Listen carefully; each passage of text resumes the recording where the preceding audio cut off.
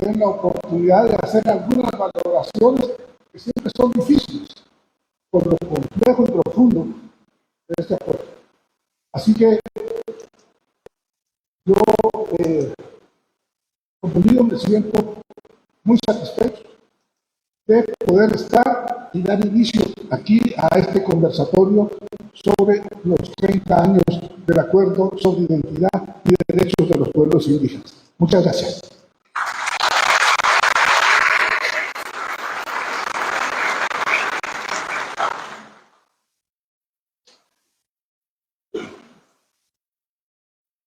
Muchas gracias, señor secretario, por su intervención. Y ahora, para iniciar con pie derecho el conversatorio, escucharemos la intervención de Betty Futsal Sirin, quien será la moderadora de este conversatorio, y a continuación iniciará con la presentación de los panelistas.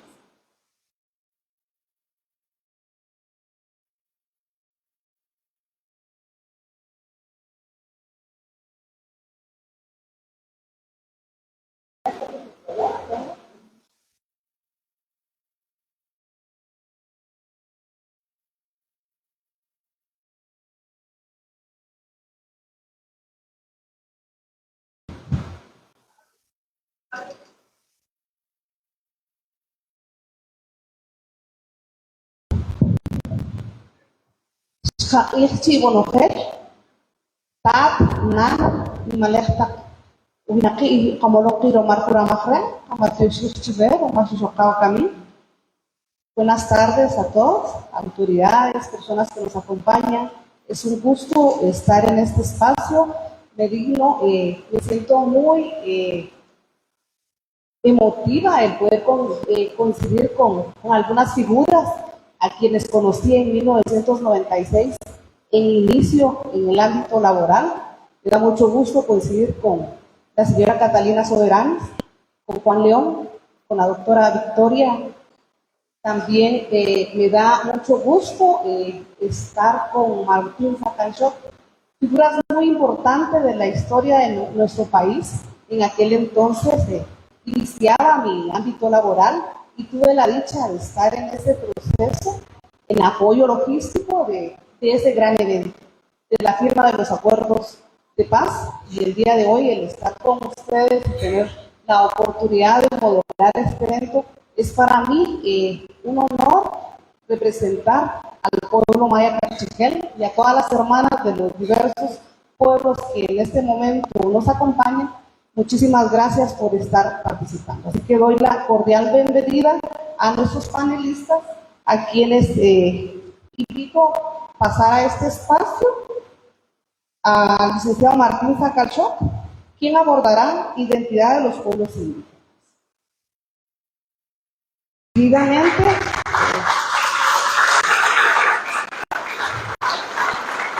invitamos a la doctora Victoria Tubí, quien abordará la temática lucha contra la discriminación. Al señor embajador Juan León, quien abordará los derechos culturales.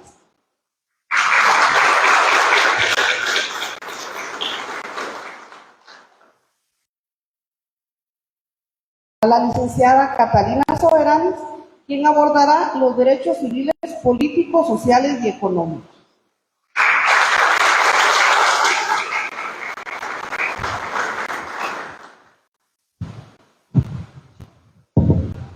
Bienvenidas y bienvenidos a este espacio de reflexión y de perspectiva a 30 años de la firma de los acuerdos de identidad y derecho de los pueblos indígenas.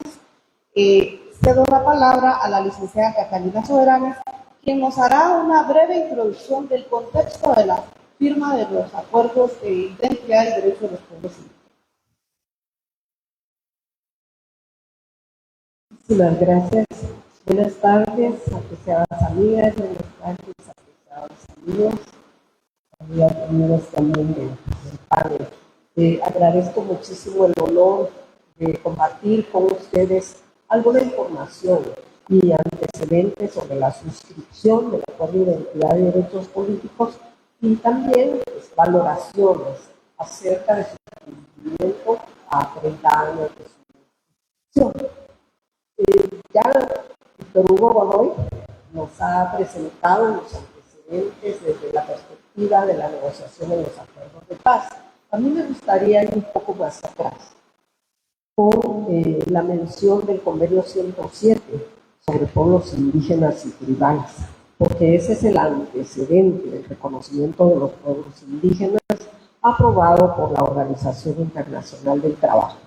Pero este convenio tenía una visión paternalista, cierto menosprecio a los pueblos indígenas a los que consideraban un nivel de desarrollo inferior al del resto de las sociedades, y tenía un enfoque básicamente laboralista y veían a los pueblos desde una identidad básicamente campesina. Entonces, este convenio fue realizado por la Organización Internacional del Trabajo a través de un comité de expertos, y de esa revisión es que surgió el convenio 169 de la OIT, que ya tiene un enfoque completamente diferente desde una perspectiva de derechos humanos en general.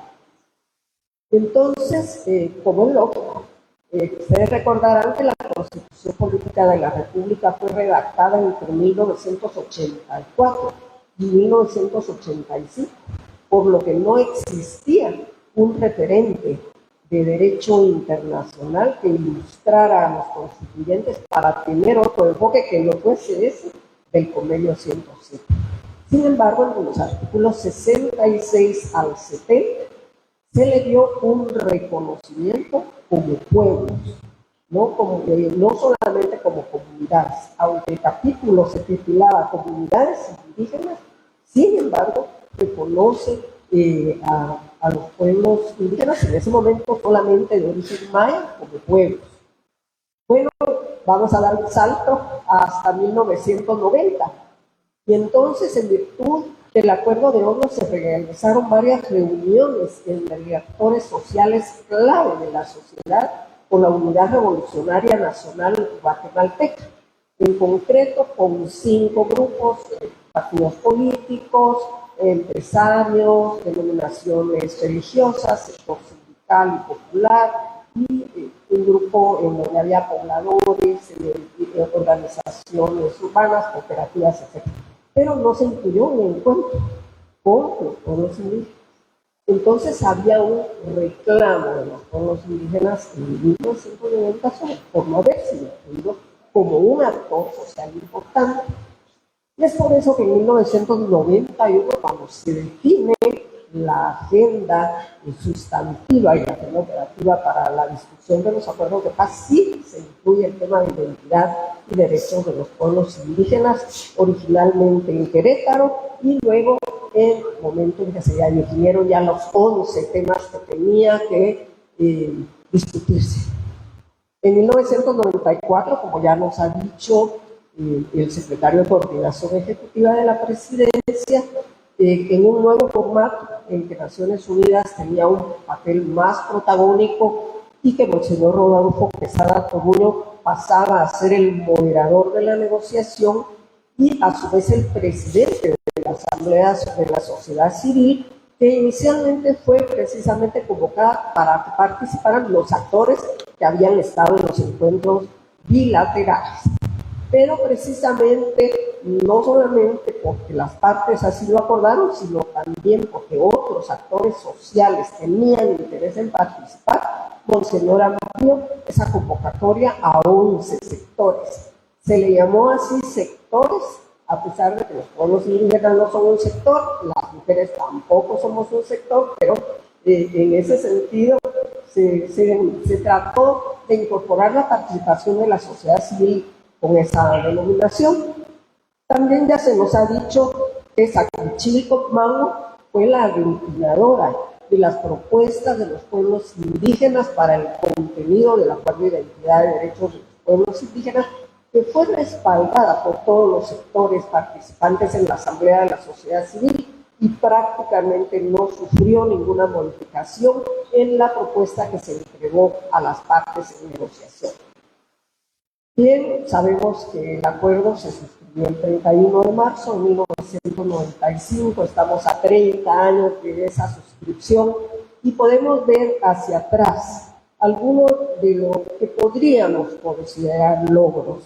En primer lugar, la visibilización de los pueblos indígenas con su propia identidad, con su propio perfil y cómo ellos mismos desean denominarse y no solamente como pueblos indígenas.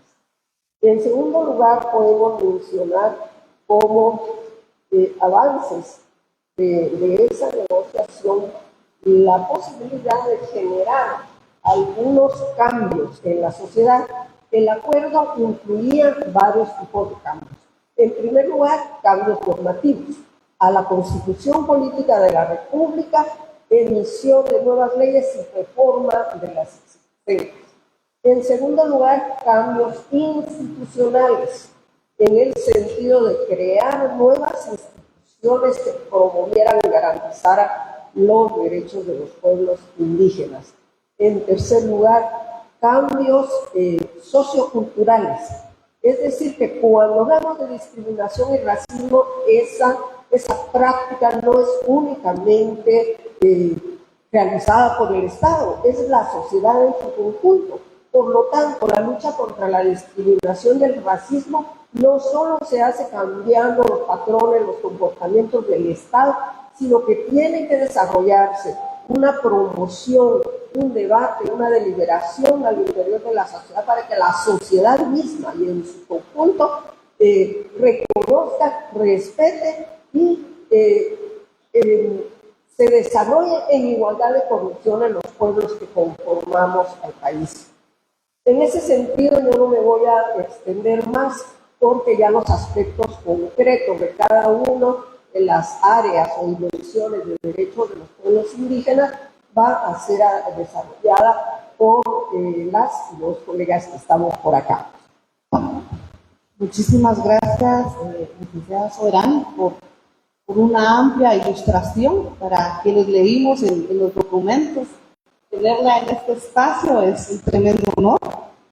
Vamos a tener por el otro lado la intervención del licenciado Martín Zagalshot, por favor, quien abordará la identidad cultural.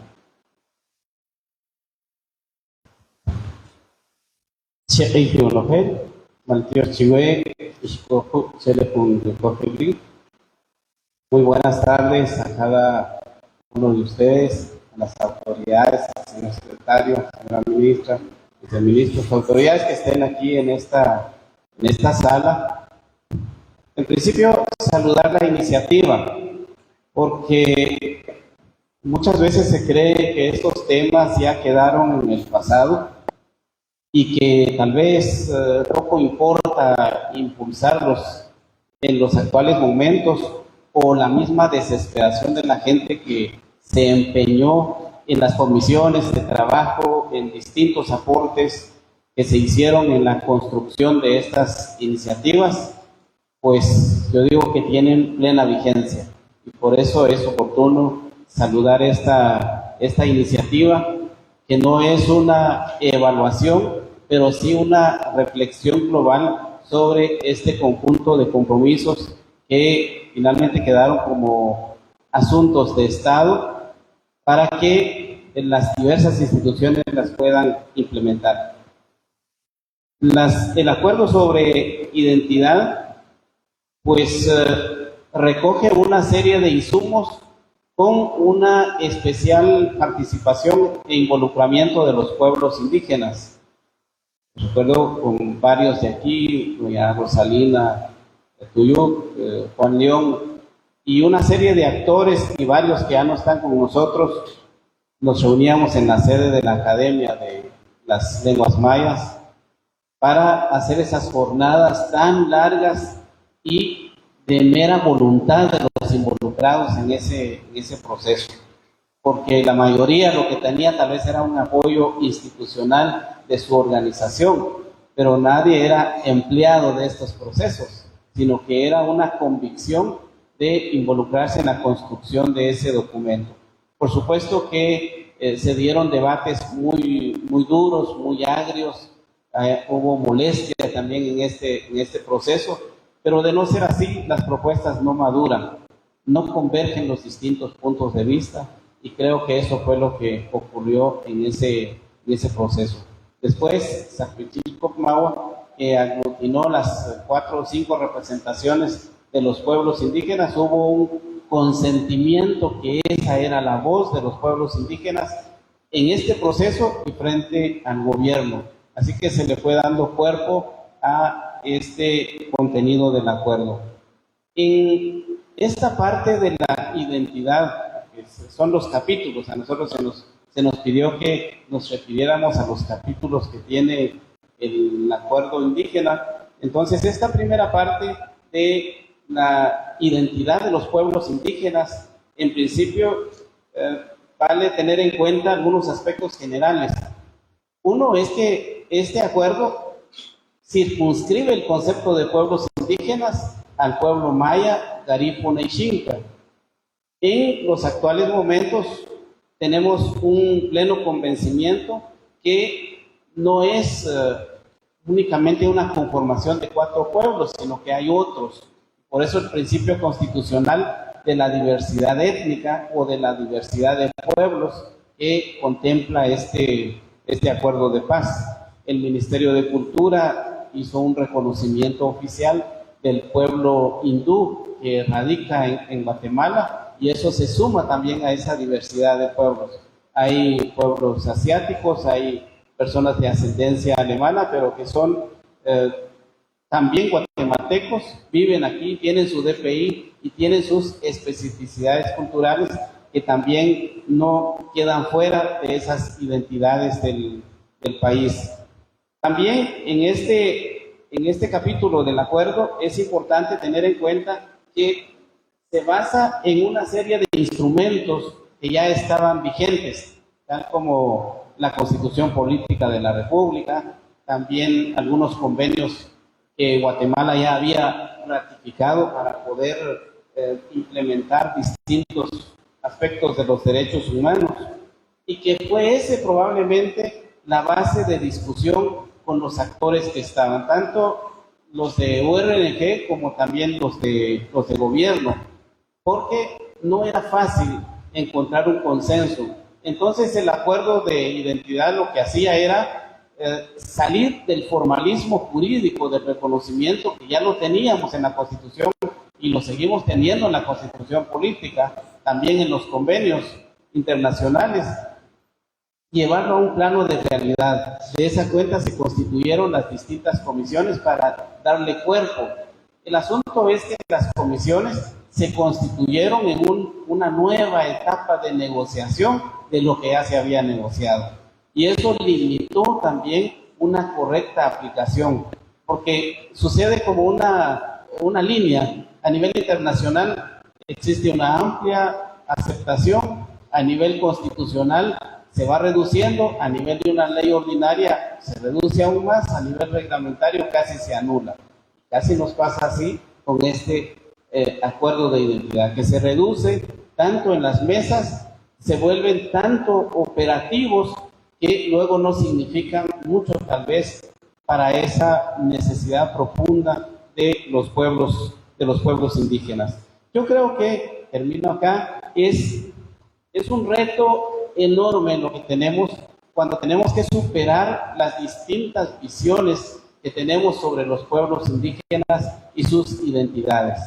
Pervive el miedo profundo hacia la identidad de los pueblos indígenas, en tanto que otros creen que solo los indígenas tenemos identidad y los otros miembros de la sociedad no lo tienen. Eso no es cierto, pero es un freno también decirte que si se reconocen las identidades de los pueblos, se coloca en riesgo la unidad de la nación y el hecho de que el país se podría dividir.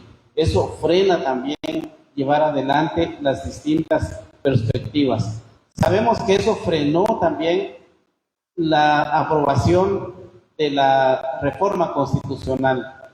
Quedó limitado en ese sentido. Pero yo creo que todos los que estamos ahora, tal vez en la institución, tal vez en la sociedad civil, tal vez en el ejercicio de las autoridades, se debe tener en cuenta el contenido del acuerdo, no por estar únicamente en el acuerdo sobre identidad como parte de los acuerdos de paz, sino que son compromisos tan vigentes e inmediatos que tiene la sociedad guatemalteca frente a los pueblos indígenas. Cuando uno revisa con detalle cada aspecto del contenido del acuerdo sobre identidad contrastado con las obligaciones del Estado, en efecto tiene plena vigencia. Y creo que es ahí donde radica darle todos los esfuerzos a este mecanismo y, por supuesto, generar nuevos consensos en las nuevas dinámicas que requieren este esfuerzo compartido de la diversidad de sociedad que tenemos en Guatemala y de la relación gobierno y pueblos indígenas. Antes probablemente estaba con bastante oposición, pero se han encontrado distintos mecanismos también de coordinación y de esfuerzos conjuntos. En este marco dejo mis reflexiones. Muchas gracias.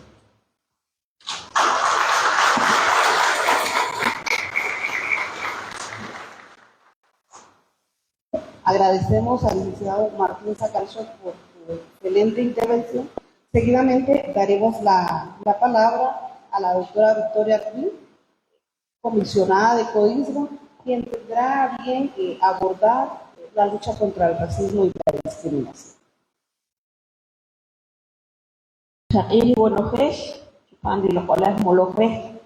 Muy buenas tardes a todas y todos, respetables funcionarios, personas acá presentes. A mí se me pidió abordar el tema, la lucha contra la discriminación. Pues antes de hablar del racismo, creo que hay que decir que la lucha de los pueblos originarios ha sido histórica, de resistencia. Desde la llegada de los españoles siempre lucharon contra la desigualdad.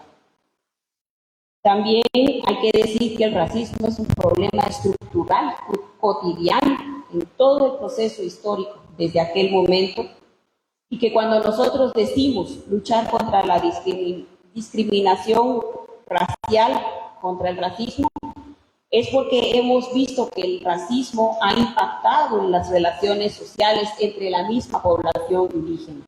Es decir, ya no solo es esa práctica que nos afecta cuando salimos a las calles, cuando vemos el presupuesto público que no va hacia los pueblos originarios, sino también ha impactado nuestra vida dentro de nuestras propias comunidades.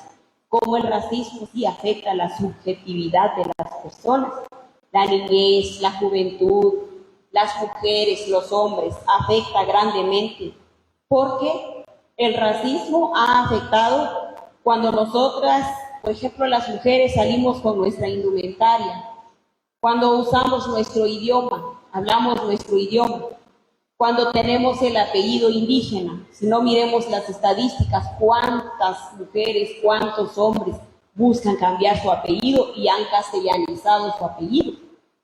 El color de la piel, la procedencia, la estatura, lo que al final ha limitado las oportunidades dignas de vida de la población y proyección social, entre muchas otras manifestaciones. Hay que decir que el racismo sí afecta la proyección social de las personas, porque nos condiciona cuando nos dicen que somos indios, cuando nos dicen y nos ven con mucho desprecio, con mucho odio. Siempre nos ven primero cómo somos y luego nos dicen si tenemos o no tenemos derechos. O sea, nos limitan el espacio a partir de todas esas características que yo ya les mencioné. Entonces es por eso que los pueblos decimos luchamos contra la discriminación racial, luchamos contra el racismo, ¿verdad? Se ha reflejado también en esas políticas públicas, en la asignación del presupuesto nacional, cuánto se asigna donde hay mayoría de población indígena y cuánto se asigna donde no hay población indígena. Ahí ya se mira ese racismo. O sea que tiene también un peso numérico, no solo es esa actitud de desprecio, de odio, no, hay más que eso. También hay que decir que el racismo no es estático, está en constante movimiento, o sea, va cambiando. Si antes nos decían indios fácilmente en las calles, ahora nos dicen, porque sos indígena. O sea, nos ponen otro nombre, pero siguen diciendo lo mismo. O sea, su esencia no cambia. Porque también el racismo se ha normalizado y naturalizado. Lo hemos conversado con algunos indígenas, mujeres y hombres, decimos que las nuevas generaciones, por ejemplo, como que ya dejan pasar, nuevas generaciones de jóvenes indígenas, dejan pasar actos de racismo sin señalar que lo que les están haciendo es racismo. Al extremo que van a decir, no, pero eso no es racismo, no, pero eso no pasa. O sea, como al final quizá decimos solapamos el racismo, pero es porque el racismo se ha normalizado y se ha naturalizado en nuestras relaciones sociales. Pero también el racismo se refleja en las privaciones multidimensionales de derechos humanos, según lo que se demostró en el Informe Nacional de Desarrollo Humano del 2018. Vemos cómo hay un desarrollo humano diferente de las personas que viven en la ciudad capital en relación a los que viven en departamentos o municipios más lejanos del país. Hay un impacto muy grande ahí. Y otro de los aspectos cuando decimos que luchamos contra la discriminación racial es la falta de leyes concretas que sancionen el racismo. No hay leyes, solo hay un artículo que habla de la discriminación que está en el 202 del Código Penal, pero es una categoría que al final generaliza tanto que no sancionan los actos de racismo ni llevan a acciones concretas para que las personas dejen de ser racistas. Pero además, yo también pienso que no solo es una ley lo que puede cambiar, es cuál es la actitud de la sociedad que ve que hay actos de racismo, cuál es la actitud de las personas cuando ven que a alguien lo tratan con desprecio, con odio y con tratos diferenciados de superioridad e inferioridad.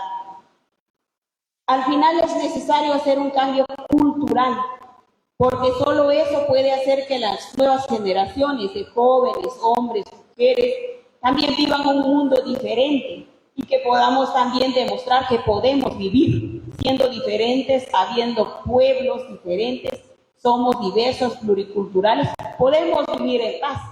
El hecho de las diferencias culturales y de pueblos no hace un problema a Guatemala, nos fortalece. El problema es que dejamos que el racismo siga dimensionándose y no lo tratamos. Así que para mí es un gusto hablar con ustedes en nombre de CODISA, agradecerles este espacio y estamos para seguir erradicando el racismo en Guatemala. Muchas gracias. Muchísimas gracias, doctora. Agradecemos a la doctora Turín por su excelente intercambio. Nos llama a la reflexión que sigue habiendo diversos actos que remarca el racismo y la discriminación contra nuestros pueblos, ¿verdad? Y es una labor bien fuerte de sensibilizar y generar esa transformación. Seguidamente vamos a cederle la palabra al señor embajador Juan León, quien abordará los derechos culturales.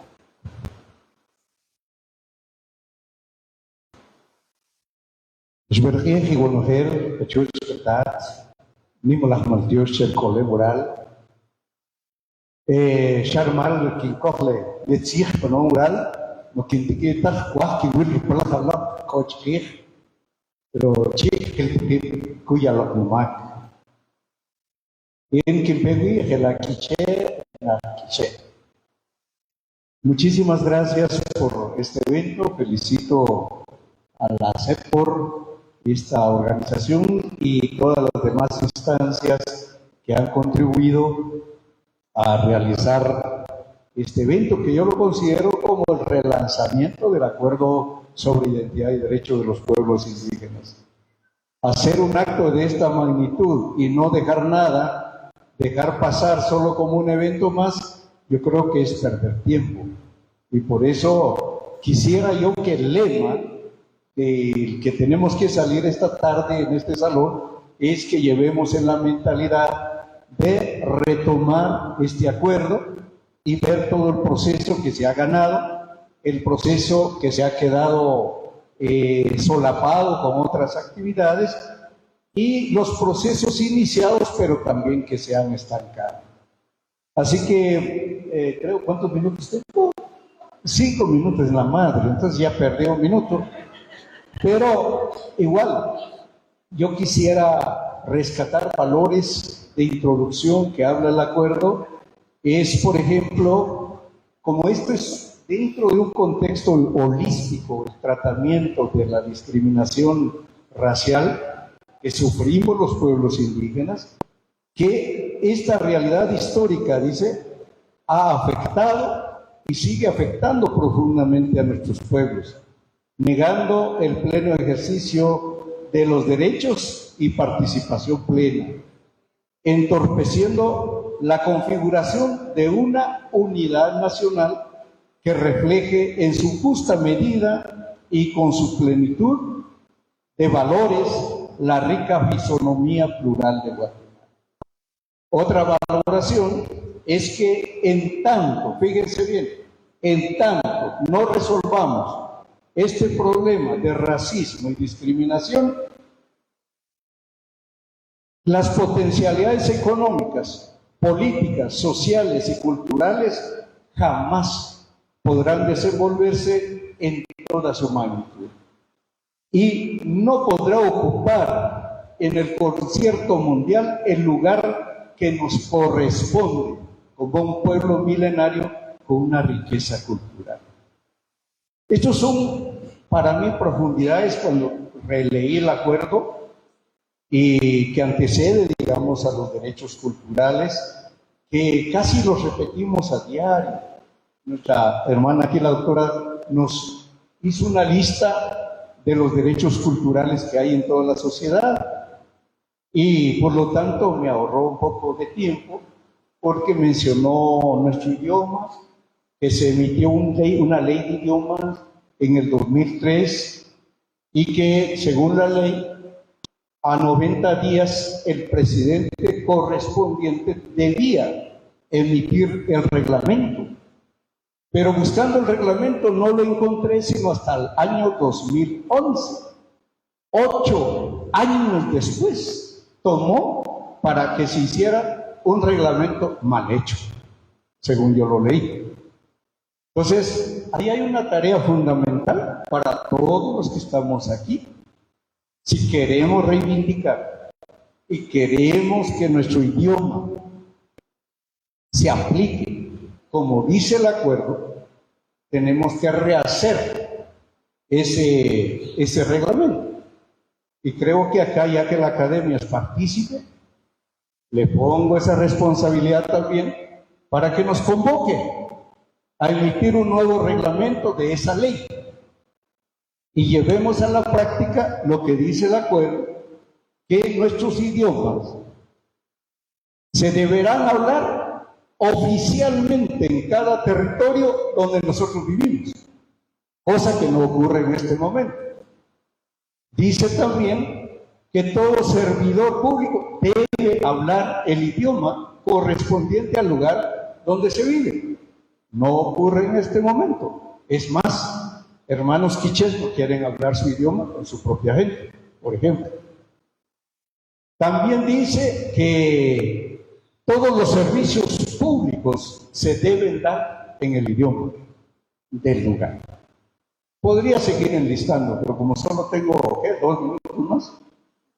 Pero eso es un señalamiento que hago para reflexionar de que, perdón, estoy atrasado, de retomar el acuerdo. También se habla de las toponimias, de los nombres. Fíjense, dicen que nosotros tenemos derecho a registrar a nuestros hijos, a nuestros nietos con su nombre como nosotros queremos. Pero ¿qué pasa en los registros? Los registradores nos dicen, ese nombre no va. Y más si viene desde una secta evangélica, ese nombre es el diablo, hay que ponerle otro.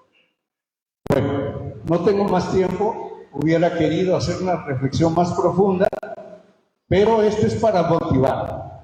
Y si están de acuerdo conmigo que relancemos este acuerdo, tomamos ese acuerdo hoy, aquí. Sobre todo que está nuestra amiga, la ministra de Cultura aquí, está nuestro amigo Víctor Hugo, está nuestra hermana Rosalina Tulio. Bueno, mucha gente que ha trabajado históricamente este proceso. Muchas gracias.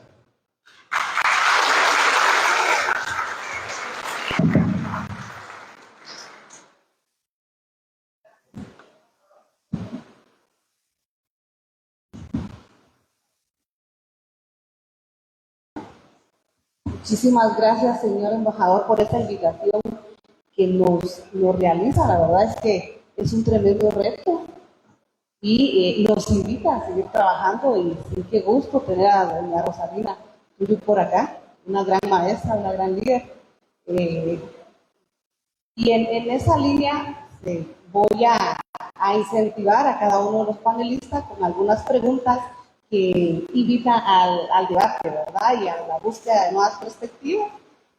Quisiera empezar con el licenciado Martín Sacalshot, a quien tengo a bien dirigirle una pregunta que dice: ¿qué medidas concretas considera que se pueden implementar por medio del gobierno de Guatemala para abordar la erosión de la identidad indígena y la persistencia de la discriminación racial?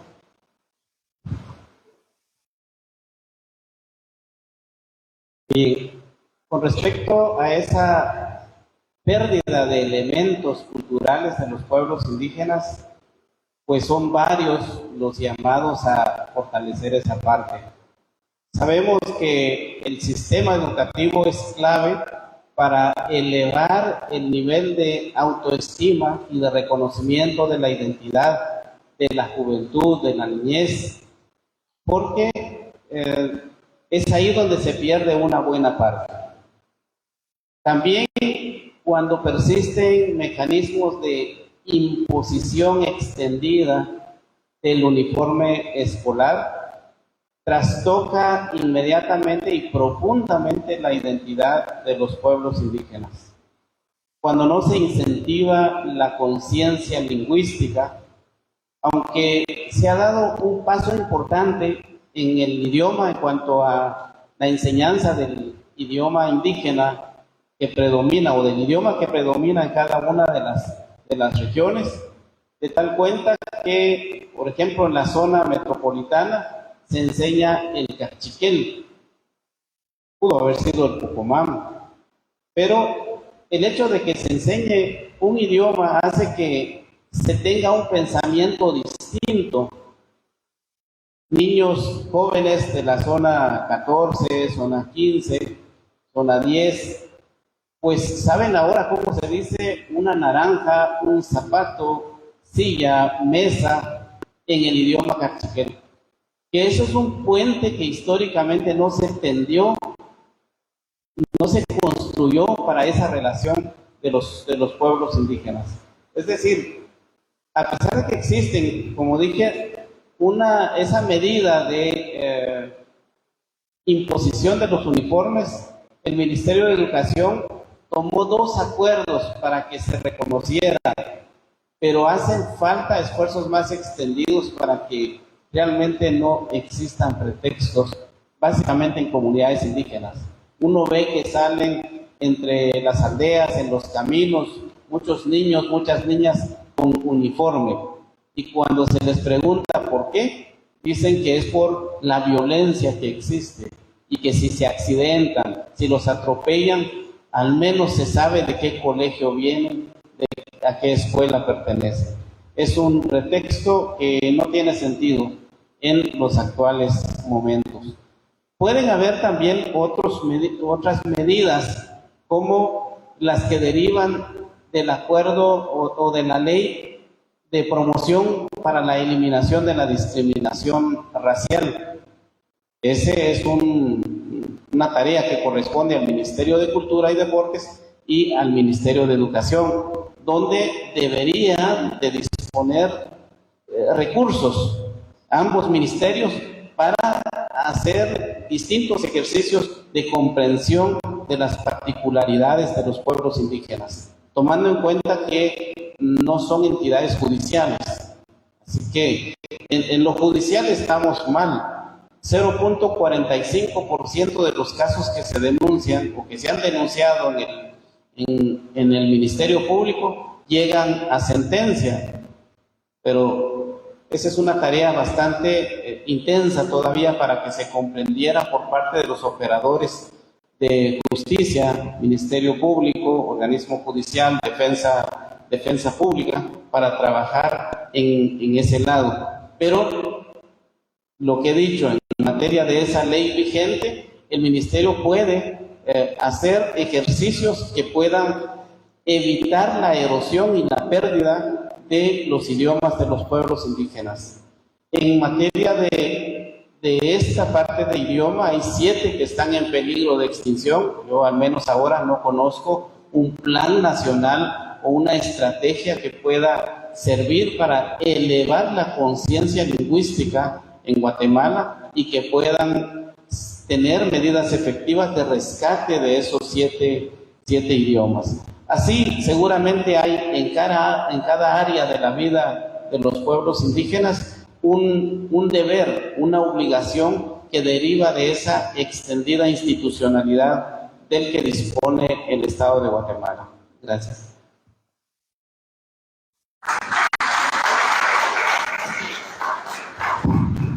Bueno, muchas gracias, licenciado. Qué importancia, la educación juega un rol bien importante en esa lucha del racismo y la discriminación. Cómo partir del reconocimiento de nuestra identidad a través del uso de nuestros idiomas y que nos permitan utilizar nuestra vestimenta en los lugares públicos, como es la educación, sigue siendo un desafío muy grande para nuestro país. Seguidamente vamos a lanzarle la siguiente pregunta a la doctora Tubín, y la pregunta dice así: considerando que el racismo en Guatemala ha sido un problema estructural y cotidiano que afecta las relaciones sociales y las oportunidades de vida digna para la población indígena, ¿qué medidas concretas y efectivas pueden implementar los funcionarios públicos para garantizar una distribución equitativa del presupuesto nacional y promover la inclusión de los pueblos indígenas en las políticas públicas? Muchas gracias. Bueno, yo creo que una de las acciones importantes que también los mismos pueblos originarios han demandado es que el Estado de Guatemala reconozca plenamente la pluralidad cultural de pueblos indígenas a nivel nacional. Es decir, reconocer que hay pueblos y reconocer que hay racismo, reconocer que hay una pobreza que ha sido resultado de toda esa opresión, desigualdad, y que es necesario tratar. En ese sentido, yo creo que lo que más había que hacer es priorizar acciones concretas hacia la población, particularmente joven, niñez, donde se pueda empezar a hablar de la igualdad, del respeto, del racismo, que es el racismo, también ampliamente, porque es el problema que no se habla del problema, pero se actúa y se reproduce. Entonces es necesario hablar, pero para eso se necesita que hayan presupuestos dirigidos a esos programas. El problema es que no hay presupuesto, y lo estamos viendo ahora en CODISRA, también es una instancia que está para erradicar el racismo, para hacer una serie de acciones, pero no hay presupuesto. Hablamos de la Defensoría de la Mujer Indígena, que ahí tiene una serie de acciones que debe hacer, pero no tiene presupuesto. Entonces, cuando queremos hablar de eso, de tratar el problema desde sus estructuras, desde sus causas, necesitamos también esa presencia del Estado de priorizar acciones concretas y empezar a dar un resultado real, pero que esto tiene que pasar por el presupuesto. Realmente se ha señalado en Guatemala que ha habido más presupuesto para el ejército, ha habido más presupuesto para programas que no tienen mucho impacto, pero para pueblos indígenas el presupuesto siempre ha sido bajo. Asimismo, es necesario que haya políticas públicas. Más allá de una sola política, deberían de haber políticas públicas que transversalicen toda la institucionalidad del Estado. Debería de reflejarse en eso. Y siempre para mí es importante también que se vea que todos y todas tenemos dignidad, y que si todos y todas consideramos que todas las personas, sin distinción alguna, se les reconoce su dignidad como persona, también el trato debe ser igual y por lo tanto las acciones que deberían de darse no debería de medirse si es indígena, si no es indígena. Es ahí donde habría que tratar, y es que, como les decía hace un momento, la desigualdad se ha visto en números y se ha visto el ejercicio de los derechos a partir de la pertenencia de la población, si es indígena o no indígena. Entonces yo creo que aquí lo primero que necesitamos es ese reconocimiento que tanto se ha demandado por los pueblos originarios, de la igualdad, del respeto, de la convivencia justa, que no necesariamente tiene que venir de los pueblos originarios, porque ese es el otro problema. Siempre se ha dicho que los mismos pueblos originarios peleen sus derechos, cuando no debería de ser así. Hay una responsabilidad y una corresponsabilidad de todos y todas de generar ese respeto a los derechos de cada una de las personas y no dejar que solo los pueblos indígenas peleen por sus derechos. Y por eso es que a veces escuchamos afuera que las personas dicen, ay, ya vienen otra vez esos indígenas a reclamar sus derechos, o ya vienen ellos a pedir que tanto reclaman, si todos somos iguales, dicen, pero no es cierto, la igualdad parte de eso también. Gracias. Gracias, doctora. Seguidamente tenemos una pregunta para el señor embajador y la pregunta dice así: ¿qué acciones sugiere usted para relanzar el acuerdo de identidad y derechos de los pueblos indígenas? Gracias. Antes de darle respuesta a esta pregunta, yo quería contribuir a la pregunta del combate al racismo, y es que hay una tarea pendiente del Estado guatemalteco, y es la falta de reconocimiento de la jurisdicción del Comité contra la Discriminación Racial. Eso es urgente para que ojalá que el señor presidente, el actual gobierno, pueda tomar esta responsabilidad y haga cumplir esa parte que es vital. Porque es cierto que podemos nosotros lanzarnos a luchar por lo que hemos hecho varios años, pero no es suficiente. Tenemos que ir de la mano de los instrumentos internacionales. Eso quería contribuir. ¿Y para qué debemos de hacer o qué medidas? Yo creo que la primera medida es un pacto político con el gobierno y las distintas representaciones de los pueblos indígenas que querramos retomar el acuerdo. Porque también he escuchado que hay representaciones que no quieren saber mucho del acuerdo por la mala práctica y por resultados negativos que hemos tenido. Pero yo creo que hay una buena voluntad y hay un buen número de pueblos indígenas que queremos retomar. Para mí eso es un primer paso, el pacto político con el gobierno para relanzar. Solo como pueblos indígenas lo podemos hacer, pero no vamos a llegar lejos. La segunda cosa importante para el relanzamiento es rescatar algunas comisiones paritarias que menciona el acuerdo. Y creo que vale la pena ver que para mí la comisión paritaria fundamental es la de reforma y participación a todo nivel. Acá hemos hecho tantas actividades como pueblos indígenas, las autoridades ancestrales, líderes, lideresas, pero nos quedamos sin trascender a las políticas públicas que usted mencionaba. Si no hay políticas públicas de Estado, cualquier gobierno, cualquier presidente que manipula nuestras comunidades viene y deroga. Pero si son políticas públicas de Estado, es seguro que van. Entonces yo creo que la Comisión de Reforma y Participación es fundamental que se retome como una base fundamental para hacer planteamientos jurídicos, hacer planteamientos legislativos, constitucionales. Recordemos que hay una tarea pendiente también del Estado y es caracterizar a la nación y al Estado como pluricultural y plurilingüe. Esa tarea no es que la perdimos en la consulta popular de 1999 o 98, pero no significa que lo vamos a dejar perdido.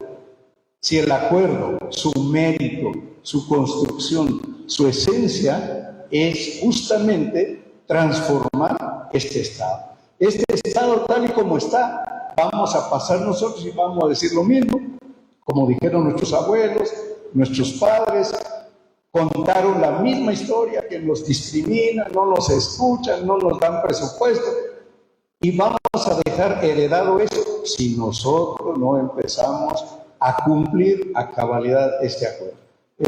Son mis únicas palabras. Gracias.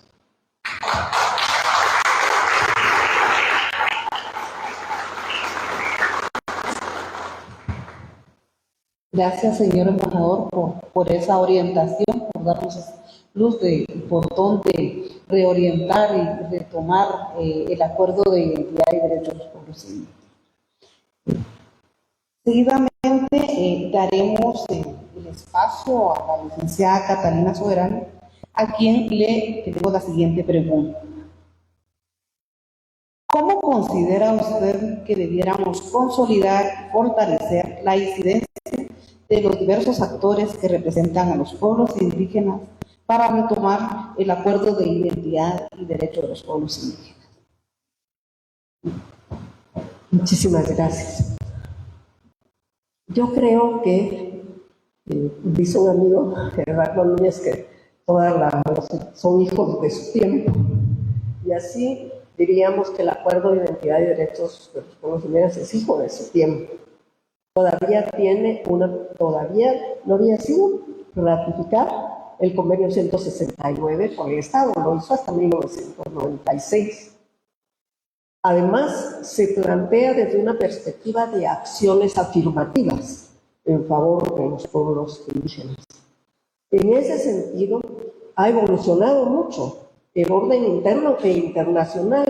Ya ahora tenemos la Declaración de Naciones Unidas sobre los Derechos de los Pueblos Indígenas y la Declaración de la Organización de los Estados Americanos, que va más allá de lo que el Acuerdo de Identidad y Derechos de los Pueblos Indígenas reconoció en su momento. Ahora se habla particularmente desde la perspectiva política del derecho de la consulta y del derecho de autodeterminación. Y la demanda por la tierra como un elemento para el cultivo, para la sobrevivencia, ha sido superada por la demanda por el territorio y por la autodeterminación. Entonces estamos en un nuevo contexto en el cual se ha avanzado desde la perspectiva normativa, pero lamentablemente desde la perspectiva política hay un retroceso. En este momento, si queremos hablar de democracia pluricultural, estamos hablando en un entorno en que la democracia misma está siendo cuestionada. Entonces, y que en muchos lugares del mundo, en el mundo, está comenzando a plantearse una tendencia regresiva en cuanto al reconocimiento de los derechos, no solamente de los pueblos indígenas, sino de que muchos otros colectivos, incluyendo los derechos de las mujeres, cuando se califica como agenda woke a todo aquello que significa el reconocimiento de la diversidad y de las especificidades.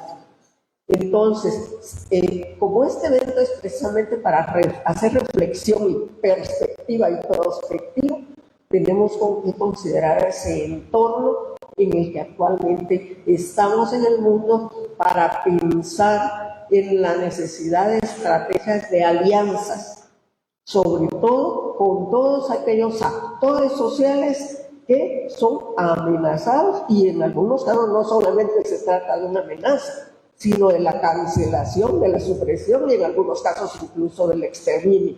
Entonces yo quisiera dejar planteado ese gran desafío que tenemos no solamente como pueblos, sino como sociedad.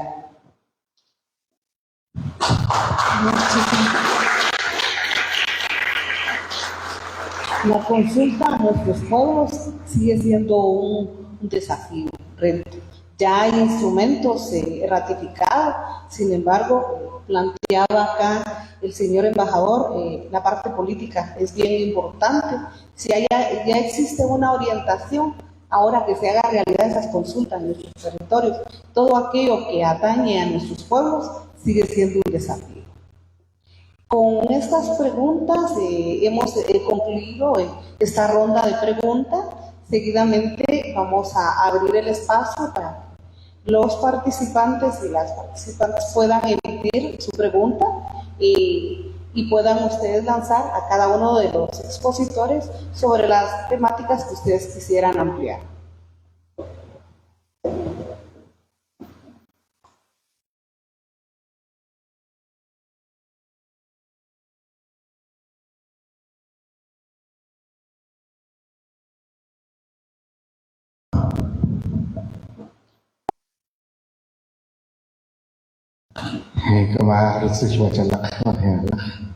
Reciban un cordial saludo.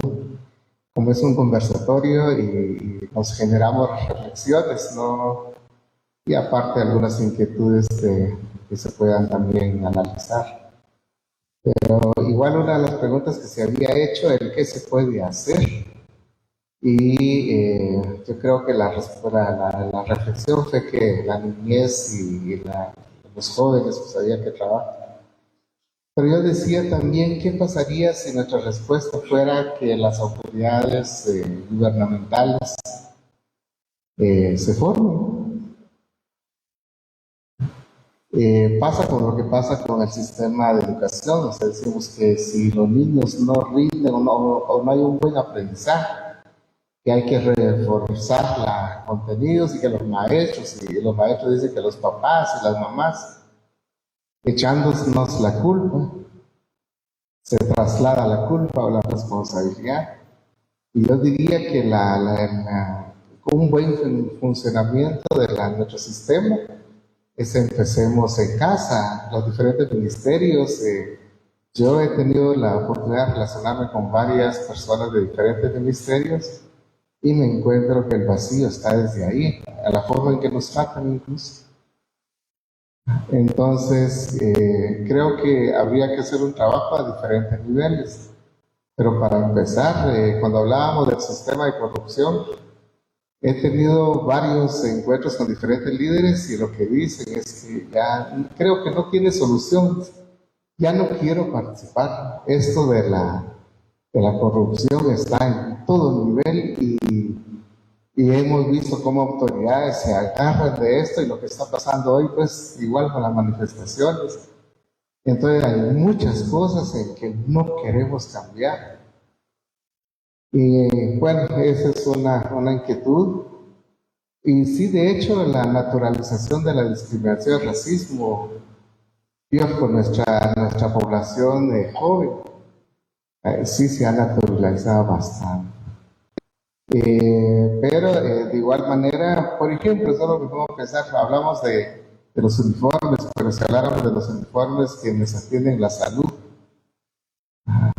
la escuela de enfermería, que es de la USAC, la San Carlos, que dicen que es la mejor, pero yo he visto que es mejor también para discriminar, para imponer. Si no se gradúa alguien con el traje de enfermera, ese color celeste o azul, no sé cómo es, pues no le dan su título. O sea, no hemos visto, hay detalles tal vez muy pequeños, pero que reflejan la práctica racista de este país. El ejemplo claro, por ejemplo, si hacemos una suma, ¿cuántas personas de origen maya, garín, chinca, ladina estamos en este salón? A simple vista pareciera ser que hay más población maya. Entonces otra vez, como que esta actividad solo opera para los mayas. Y entonces, en fin, muchas cosas, pero eso es algunas reflexiones. Gracias.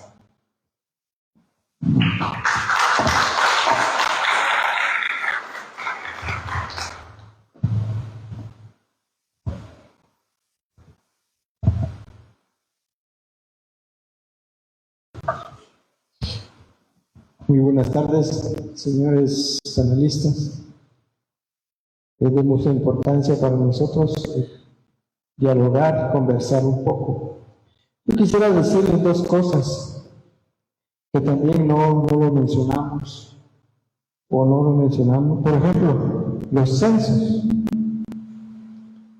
Yo he visto muchos problemas en los censos, que quizás nosotros no tenemos la culpa, pero yo he visto algunos casos que hay pueblos, nuestros hermanos pueblos indígenas, ya no quieren dar su apellido cuando les preguntan los censadores.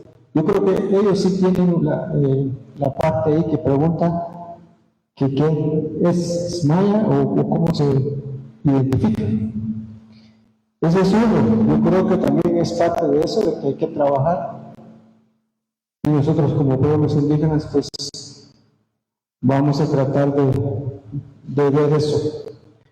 Lo otro es en las escuelas. Por ejemplo, se mencionó en la escuela, ¿qué se enseña? Muchas veces en expresión artística se enseña lo que es banda y la música autóctona. No se está promoviendo, por ejemplo, el marimba, la chirimía, el tambor. Sino se promueve más lo que es la banda que no es nuestros.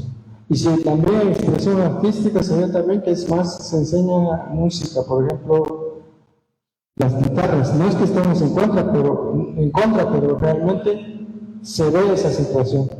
Muchas gracias.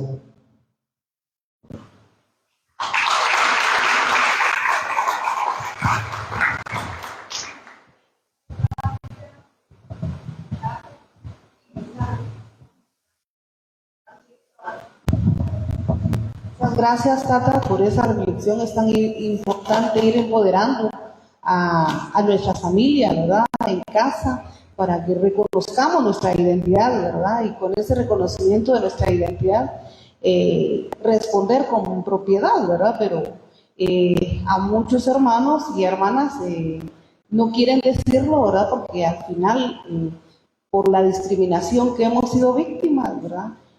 Mejor nos resguardamos, ¿verdad? Pero tan importante es esa parte de sensibilización. Con esta ronda de espacios de participación quisiéramos ver si existiera alguna otra intervención y con eso estaríamos cerrando y pasaríamos a la etapa de conclusiones.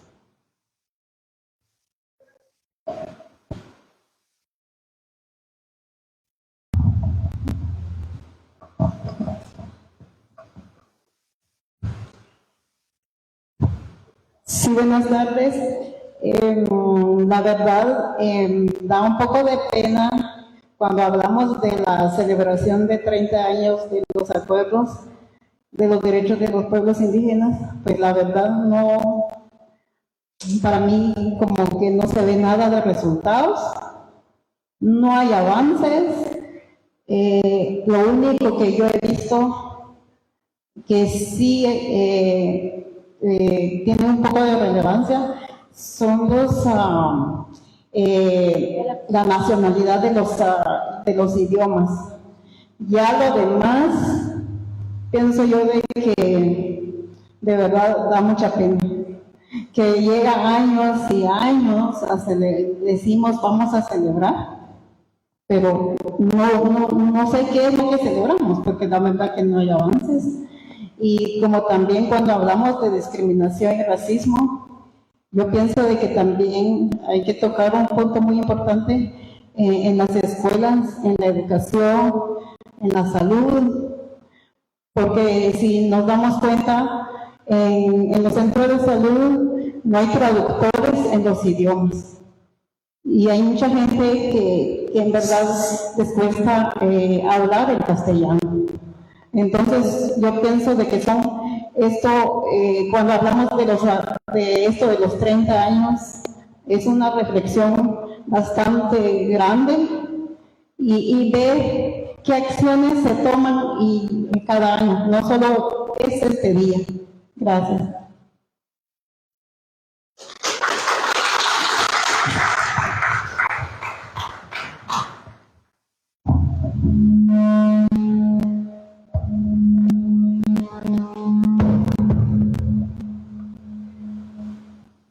Buenas tardes. Mi nombre es Miguel Ángel Sandoval y fui signatario del Acuerdo de Identidad y Derecho de los Pueblos Indígenas. Y quisiera decir únicamente dos cosas, que coincido con lo que señalaba Catalina en cuanto a que pues, cada acuerdo, cada cosa de estas es producto de su tiempo. Aunque en el caso guatemalteco yo diría que, aparte de que han habido algunos pequeños cambios, el acuerdo sigue siendo totalmente vigente y muy necesario. Y en esta perspectiva coincido con el embajador Juan León cuando plantea que sería un momento oportuno para relanzar el acuerdo de identidad y derechos de los pueblos indígenas, así como el conjunto de la Agenda de la Paz, que me parece debe ser abordada con esa idea, con una idea de relanzamiento, porque los temas siguen siendo vigentes. Gracias.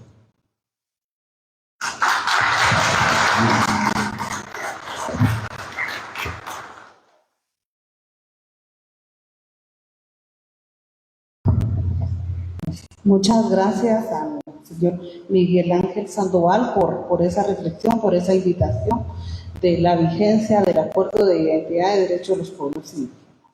Con la intervención del señor Miguel, estamos cerrando la ronda de intervenciones del público y nos trasladamos a presentarle las principales conclusiones de la intervención de nuestros invitados.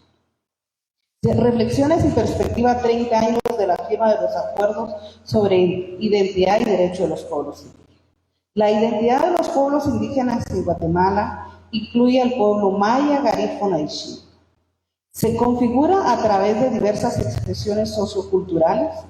Elementos fundamentales de esta identidad son la descendencia directa de los antiguos mayas, los idiomas provenientes de una raíz maya común, la cosmovisión, la cultura común y la autoidentificación. El capítulo de identidad en los acuerdos declarativo y de reconocimiento, contrastado con otros capítulos que plantean su operatividad, como el capítulo 3 sobre derechos culturales.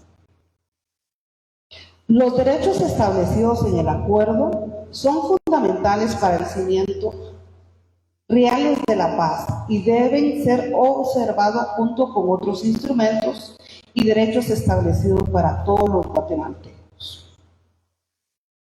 La preocupación sobre el riesgo de fragmentar la unidad de la nación al reconocer los derechos indígenas muestra una resistencia de enfoque colonialista. El racismo en Guatemala es un problema estructural y cotidiano, desde la llegada de los colonizadores, afectando las relaciones sociales y limitando las oportunidades de vida digna para la población. Además, se refleja en la distribución del presupuesto nacional. A pesar de los cambios en las reformas del racismo, su esencia permanece, causando daños emocionales a la niñez, juventud, mujeres y hombres. El racismo contribuye a la pobreza y a la exclusión de los pueblos. Se enfatiza en la necesidad de una política basada en principios de convivencia, igualdad, tolerancia, pluralismo, democracia, igualdad de género, respeto y justicia entre los pueblos.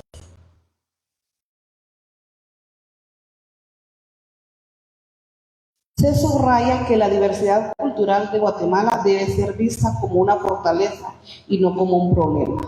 Y se hace un llamado a un esfuerzo conjunto para erradicar el racismo y promover una convivencia justa y respetuosa. Si bien hemos tenido reconocimientos de la identidad de los pueblos indígenas, se han creado nuevas entidades que representan a nuestros pueblos. Aún es importante seguir trabajando en cambios en las normativas, realizar nuevas reformas, realizar cambios institucionales. También es importante el relanzamiento del acuerdo de identidad y derecho de los pueblos indígenas. Ese reconocimiento pasa por el espacio de participación. Sin participación de los pueblos indígenas, seguimos viviendo en un marco de racismo social, económico y político. Es importante retomar el reglamento de la ley de los idiomas maya, que permita que nuestras hermanas y hermanos tengan derecho de ser atendidos en su propio idioma, y reconocer nuestras prácticas ancestrales.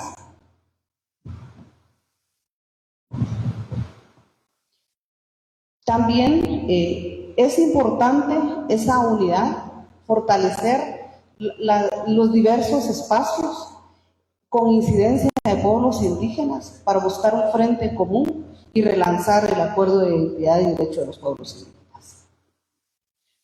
Por el otro lado, quiero compartir con ustedes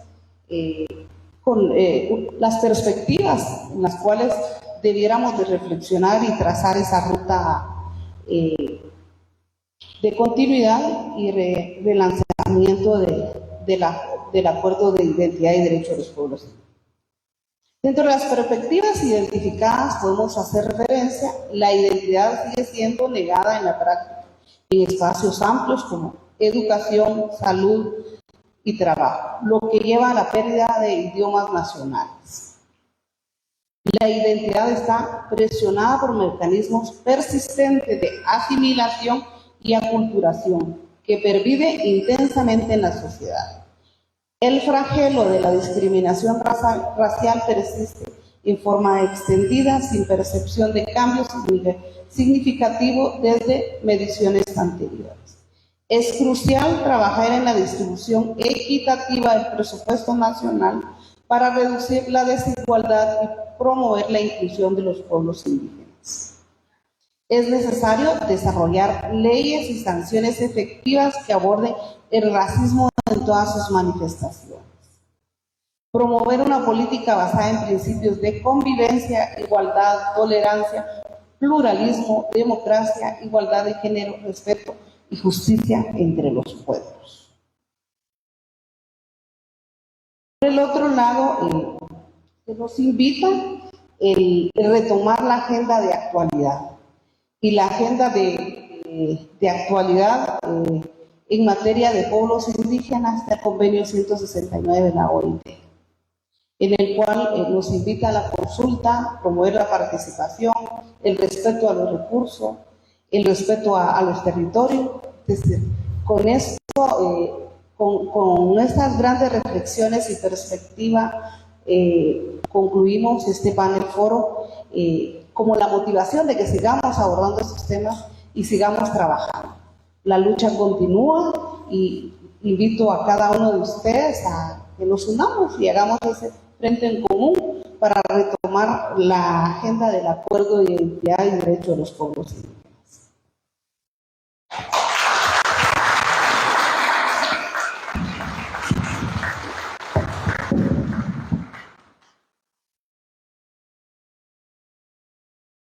Agradecemos al panel y le pedimos que puedan tomar su asiento el público para poder continuar con la actividad. Gracias.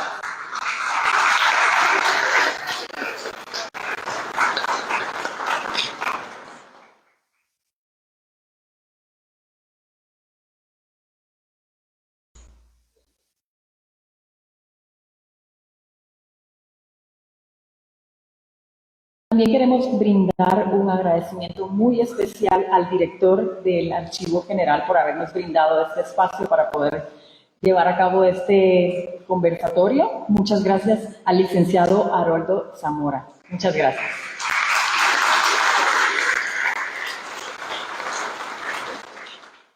Y bueno, tengo el honor de presentar a la directora ejecutiva de la Comisión por los Derechos Humanos, a la licenciada Yolanda Pérez, quien nos va a dar las palabras de cierre de este conversatorio.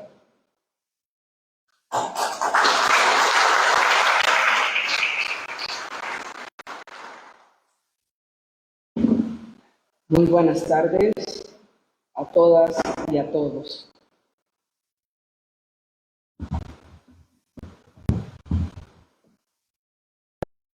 Quisiera, antes que nada, saludar muy fraternalmente a los representantes de los pueblos indígenas, a los funcionarios y servidores públicos, a los representantes de la sociedad civil organizada, a el honorable panel de expertos, a ti, bienvenido, y por suplirme en la apertura, ya que a ti te tocaba el cierre.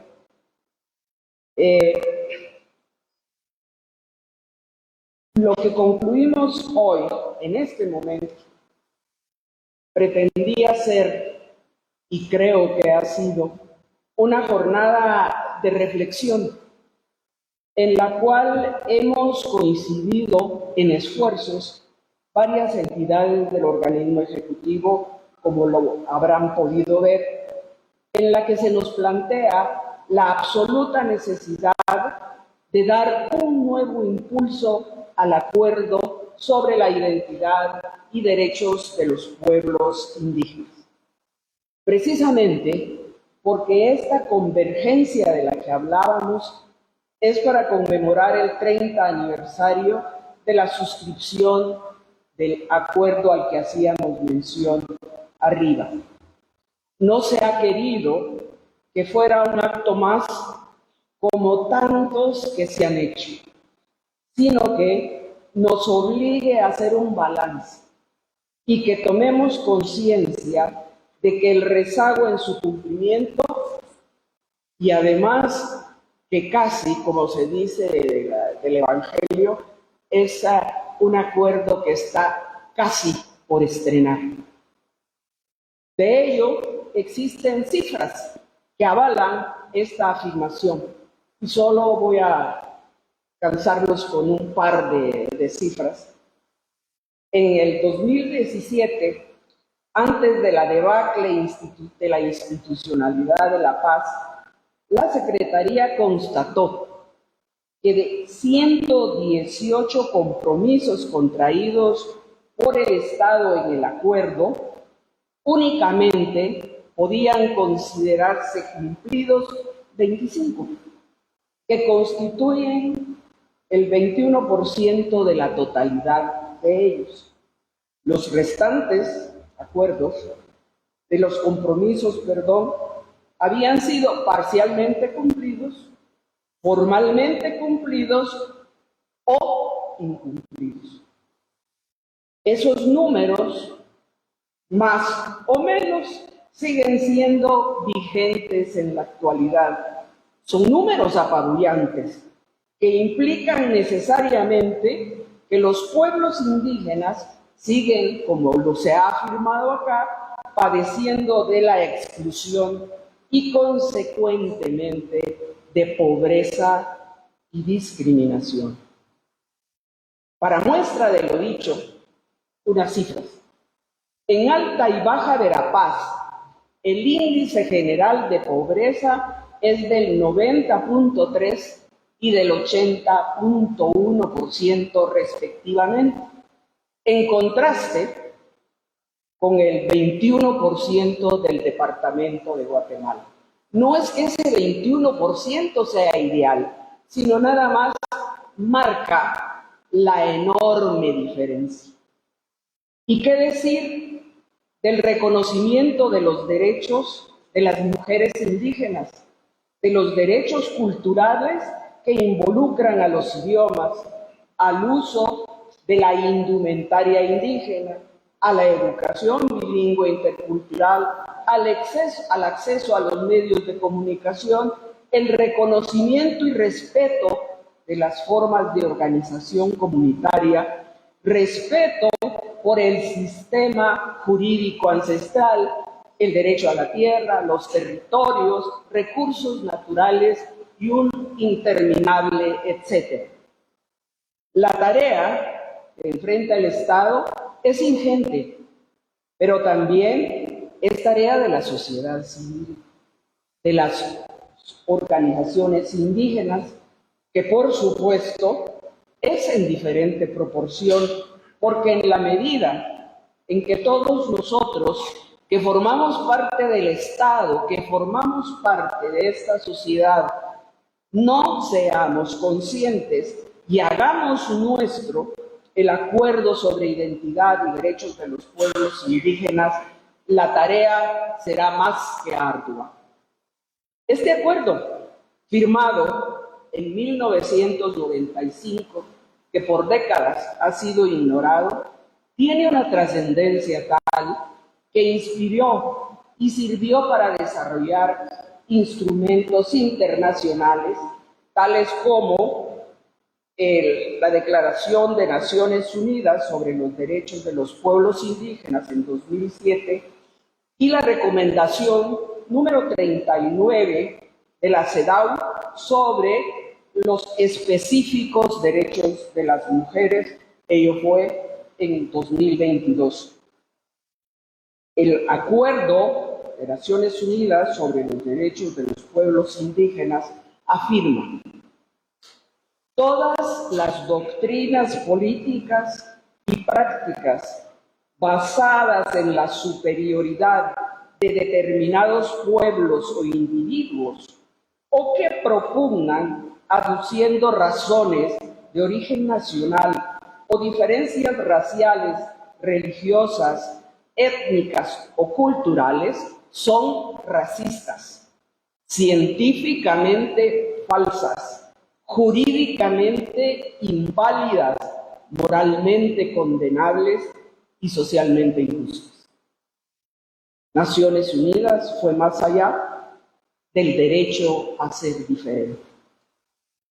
Con este espíritu, la COPADE está aquí en su calidad de organizadora de este conversatorio, que aspira a ser el punto de partida de una nueva visión de la acción coordinada de la institucionalidad del Ejecutivo y con ello avanzar en el efectivo cumplimiento del acuerdo sobre identidad y derechos de los pueblos indígenas, y que sea el compromiso de cada uno de los que estamos acá y formamos parte del Ejecutivo de hacer lo propio y dar vida al acuerdo que representa también dar vida al compromiso democrático al que debemos aspirar. Y no puedo terminar sin honrar la memoria de las mujeres, los hombres, niños, niñas, ancianos y ancianas que ofrendaron su vida en la lucha por una vida más digna de ser vivida y por todos aquellos que siguen luchando. Muchas gracias por su valiosa participación y atención. Muchas gracias.